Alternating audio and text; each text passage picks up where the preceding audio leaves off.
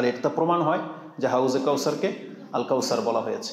তেমনি কাউসার মানে যে অজস্র কল্যাণ, এই সম্পর্কে ইমাম বুখারী রাহিমাহুল্লাহ তার আগের হাদিস এনেছেন 6578, ওটা ছিল 6581, তার 3টা হাদিস আগে, এটা হচ্ছে 78। আব্দুল্লাহ ইবনে আব্বাস রাদিয়াল্লাহু তাআলা আনহুমা, আর আমরা সবাই জানি কোরআনকে সবচেয়ে বেশি ভালো বুঝতেন আব্দুল্লাহ ইবনে মাসউদ, আব্দুল্লাহ ইবনে আব্বাস, তারা সবচেয়ে বেশি বুঝতেন রাদিয়াল্লাহু তাআলা আনহুম আজমাইন।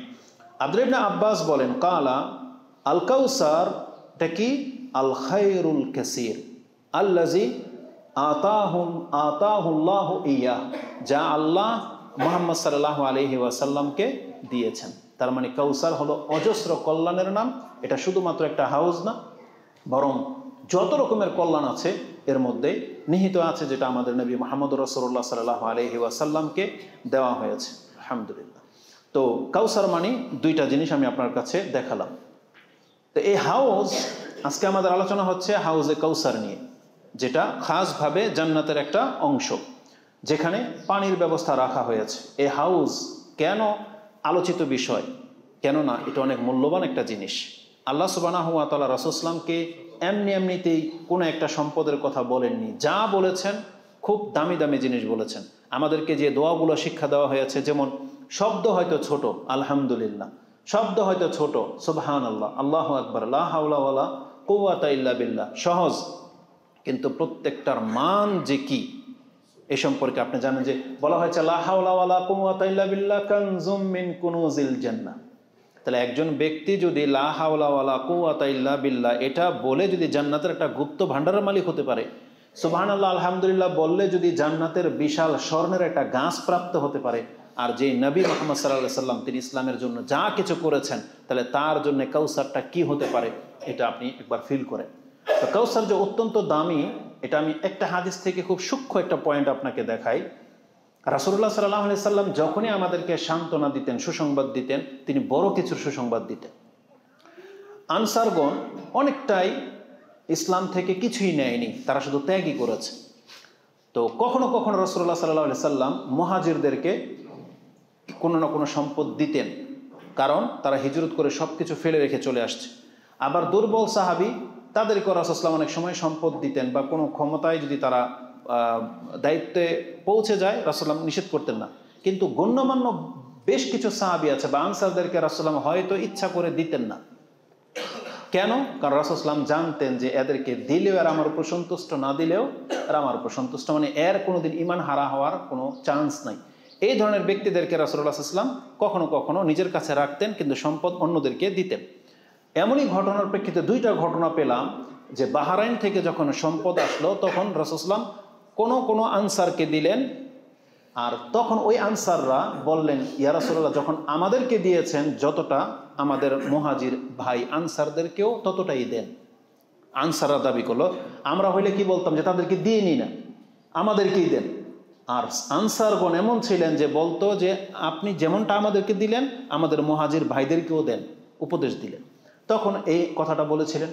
আরেকটা ঘটনা পেলাম যেটা আমি আপনার কাছে পেশ করব, আর দুইটা ঘটনাই বুখারীতে আছে, যে রাসূলুল্লাহ সাল্লাল্লাহু আলাইহি সাল্লাম কোনো ব্যক্তিকে কোনো দায়িত্ব দিয়েছেন, আনসারদেরকে সেই দায়িত্ব দেওয়া হয়নি, বা কোনো একটা আনসারি হয়তো মর্যাদা রাখে কিন্তু সে সেই দায়িত্বটা পায়নি, তাকে রাসূল সাল্লাল্লাহু আলাইহি সাল্লাম বলেছিলেন এই কথাটা, আন্না রাজুলান মিনাল আনসার কালা ইয়া রাসূলুল্লাহ আলা তাস্তামিলুনা আলা তাস্তামিলুনি কামা ইস্তামালতা ফুলানান, আপনি তাকে যেমন একটা কাজের দায়িত্ব দিয়েছেন এরকমের কি আমাদেরকে আপনি দিবেন না? তখন রাসূল সাল্লাল্লাহু আলাইহি ওয়াসাল্লাম কালা সাতালকাউনা বাদি উসরাতান, খুব শীঘ্রই তোমাদের সাথে এমন আচরণ করা হবে যে একটা সময় তোমাদেরকে কেউ প্রাধান্যই দেবে না, সব তারাই নিয়ে নেবে, তোমাদের মর্যাদাকে তারা খেয়াল রাখবে না, তোমাদের চাইতে তারা বেশি প্রাধান্য পেয়ে যাবে, তারা ওই সমস্ত কিছু দখল করে নেবে। মানে এক কথায় বোঝা যাচ্ছে তোমাদের উপর জুলুম করা হবে, সম্মানিতদেরকে সম্মান করা হবে না, যার হক নেতৃত্বের, যার হক বড় একটা ক্ষমতার, তাকে সেটা দেওয়া হবে না, এটা তারাই নিয়ে নেবে, এটা তোমাদের সাথে করা হবে, এটা কিছুই না। মানে রাসূলুল্লাহ বলতে চাইছেন এখন তো কিছুই না, আমি মরে যাওয়ার পরে যে কি হবে তোমাদের সাথে, তার মানে তোমাদের হক অনেক ক্ষুণ্ণ করা হবে। তখন রাসূলুল্লাহ তাকে সান্ত্বনা দিয়ে বলেছিলেন, ফাসবিরু হাত্তা তালকাউনি আলাল হাউদ, আমার সাথে হাউজে সাক্ষাৎ হওয়া পর্যন্ত তোমরা ধৈর্য ধারণ করে থাকবে। তার মানে তোমাদেরকে সম্মানিত করা হোক বা না হোক, কিছু দেয়া হোক বা না হোক, তোমাদের চোখের সামনে যত জুলুম হবে ধৈর্য ধারণ করে থাকবে। তোমাদের সাথে ওয়াদা হচ্ছে যে আমার সাথে তোমাদের হাউজে কাউসারের সাক্ষাৎ হবে। এবং অন্য বর্ণনা আসছে ও মাউইদুকুমুল হাউদ, আমি তোমার সাথে ওয়াদা করতেছি তোমার সাথে হাউজে কাউসারে দেখা হবে। তার মানে আনসারদের সাথে রাসূলুল্লাহ সাল্লাল্লাহু আলাইহি সাল্লাম হাউজে কাউসারের ওয়াদা করেছেন যে তোমাদের সাথে আমার হাউজে কাউসারে দেখা হবে। আর এটা কত বড় মূল্যবান সম্পদ, ওটা ওই পানের মর্যাদাতে আপনি পেয়ে যাবেন। এই হাদিসটি ইমাম বুখারী রাহমাহুল্লাহ এনেছেন মানাকিবিল আনসার, আনসারদের মর্যাদার অধ্যায়, হাদিস হচ্ছে 3792। তো হাউজে কাউসার মানে অত্যন্ত দামি একটা জিনিস, এটা আমি বোঝাতে চাইলাম। এবার আসলে হাউজে কাউসার সম্পর্কে সংক্ষিপ্ত কিছু আমরা তথ্য আপনার কাছে পেশ করি।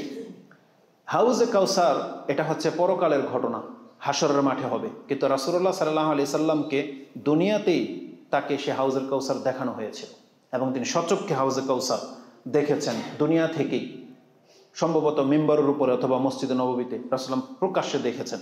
যেমন এই হাদিসটা নিয়ে নেন, আন উকবা আন্না নবী সাল্লাল্লাহু আলাইহি ওয়াসাল্লাম খারাজা ইয়াওমান, কোন একদিন বেরোলেন, ফাসাল্লা আলা আহলি উহুদিন সালাতাহু আলাল মাইয়িত।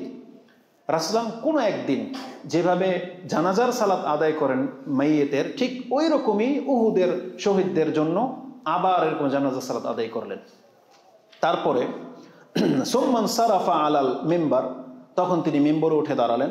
ফাকালা ইন্নী ফারাতু লাকুমুল হাউদ, আমি তোমাদের আগেই হাউজে কাউসারে পৌঁছে যাব, এটা রাসূলুল্লাহ বললেন। ওয়ানা শাহিদুন আলাইকুম, আর আমি সেখানে তোমাদের সাথে উপস্থিত হব বা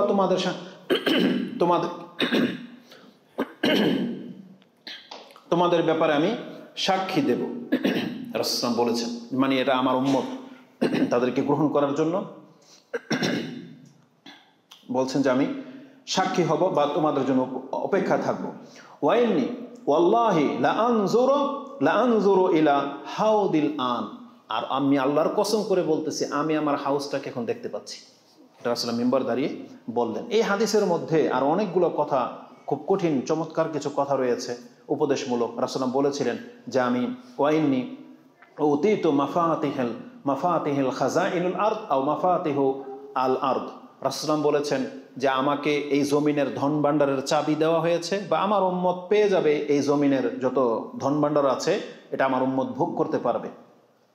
তারপরে বলেছেন ওয়াইন্নি ওয়াল্লাহি মা আখাফু আলাইকুম আন তুশরিকু বাদি, আর আল্লাহর কসম করে বলতেছি যে আমি অতীত হয়ে গেলে আমার পরে তোমরা আবার শিরিক করবে। এটা সাহাবে কেরামদেরকে উদ্দেশ্য করে বলেছিলেন। এটার ভয় আমি করি না, তবে ওয়ালাকিন আখাফু আলাইকুম আন তানাফাসু ফিহ, বরং তোমরা দুনিয়ার প্রতি অনেক বেশি ঝুঁকে যাবে। পরবর্তী মুসলিমরা অধিকাংশরাই দেখা যাবে যে সবাই প্রকাশ্যে শিরিক করবে এমনটা হবে না, বরং মুসলিমদের বিপর্যয় হবে, তারা দুনিয়াবি হয়ে যাবে বা দুনিয়ার ওই সম্পদের দিকে ঝুঁকে যাবে। এটা ওই কথাগুলো ওই হাদিসটার মধ্যে রয়েছে, যেটা ইমাম বুখারী 81 নম্বর অধ্যায় 6590-তে তিনি উল্লেখ করেছেন। তাহলে আমি এখানে যেটা প্রকাশ করতে চাইলাম যে রাসূলুল্লাহ দুনিয়াতেও হাউজে কাউসার সচক্ষে দেখেছেন। এই হাউজ সম্পর্কে রাসূলুল্লাহ সাল্লাল্লাহু আলাইহি ওয়াসাল্লাম একদিন মিম্বরে দাঁড়িয়ে এই কথাও বলেছিলেন, আন আবি হুরায়রা আন্না রাসূলুল্লাহ সাল্লাল্লাহু আলাইহি ওয়াসাল্লাম قال মা বাইনা বাইতি ওয়া মিম্বারি রাউদাতুম মির রিয়াদিল জান্নাহ ওয়া মিম্বারি আলা হাউদিন। রাসূলুল্লাহ বলেছেন আমার ঘর থেকে আমার মিম্বরের জায়গাটুকু হচ্ছে রাউদাতুম মির রিয়াদিল জান্নাহ, জান্নাতের টুকরাগুলোর মধ্যে থেকে একটা টুকরা।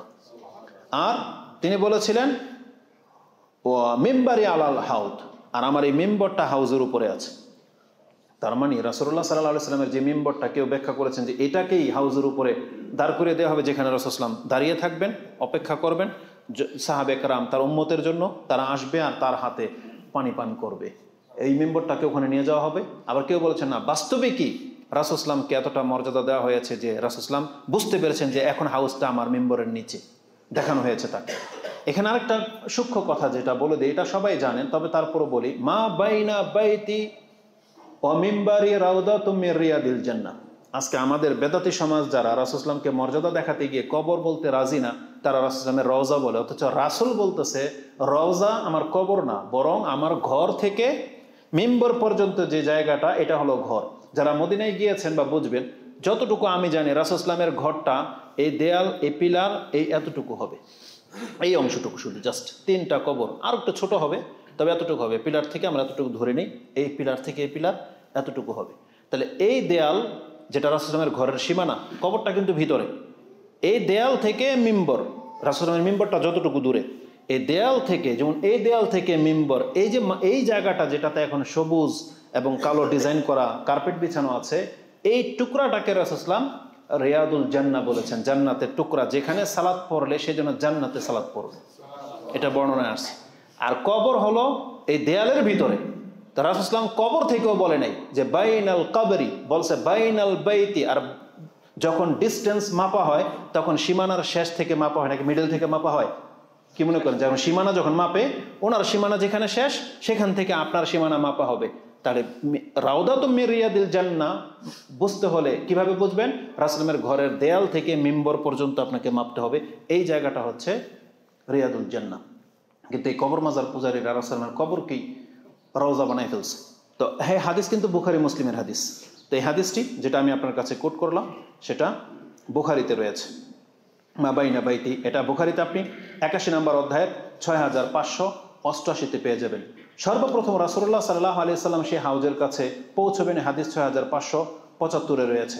হাউজের কাউসারের যে হাউসটি হবে এটা এতটা বড় হবে, এই সম্পর্কে রাসূল সাল্লাল্লাহু আলাইহি ওয়াসাল্লাম বলেছেন, আমামাকুম হাউদুন, তোমরা তোমাদের সামনে যে হাউসটা নিয়ে আসা হবে, কামা বাইনা জারবা ওয়া আজরুহা। এই দুইটা এলাকা আমি চিনি না, তবে তাই আরেকটা হাদিস আপনার কাছে নিয়ে আসছি। এটা ছিল 6577, আর আরেকটা হচ্ছে 6591। তাতে বলেছেন কামা বাইনাল মাদিনাতি ওয়া সানা, মদিনা থেকে ইয়ামান দেশের রাজধানী যে সানা আছে শহর, এতটুকু দূরত্ব হচ্ছে রাসূল সাল্লাল্লাহু আলাইহি ওয়াসাল্লামের হাউসটা, বলা হয়েছে এতটা। আরেকটা বর্ণনায় আসছে যেটা এর দূরত্ব হলো হাউদি মাসিরাতু শাহরিন, যদি কেউ আমার এই হাউসটাকে ক্রস করে মানে ঘুরে আসতে চায় তার 1 মাস সময় লেগে যাবে, এতটা রয়েছে। ওটা পাবেন আপনি বুখারীতে 6579 নম্বর হাদিস। তো এই হাউজের মধ্যে এত বড় হাউস, তার মানে কত সংখ্যক তার উম্মাহ একসাথে পানি পান করতে পারবে। এবং রাসূলুল্লাহ সাল্লাল্লাহু আলাইহি ওয়াসাল্লাম বলেছেন তাতে যে পান পাত্র মানে পেয়ালা যেটা থাকবে, যেটা দিয়ে তারা পানি পান করবে, এর সংখ্যা হচ্ছে আকাশের তারার সমতুল্য। আল আবারিক কা আদাদি নুজুমিস সামা, আকাশে যত তারা আছে এই এত সংখ্যায় ওই হাউজের মধ্যে পানপত্র থাকবে, মানে কেউ একটা নিয়ে কারাকারি লাগবে না, সবাই গেলেই আপনার অংশে আপনি পেয়ে যাবেন পানি পান করার মতো।